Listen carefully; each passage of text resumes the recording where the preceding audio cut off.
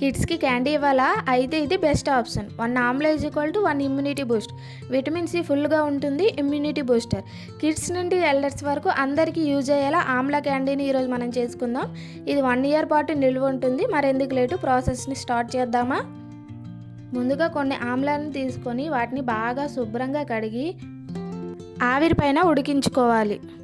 ఇలా ఉడికించిన వాటి నుండి గింజల్ని సపరేట్ చేస్తూ వీటన్నిటిని మిక్సర్ జార్లోకి వేసి దాంట్లోనే చిన్నగా కట్ చేసిన ఒక అల్లం ముక్కను కూడా వేసి ఎంత వీలైతే అంత మెత్తని పేస్ట్లా చేసుకోవాలి.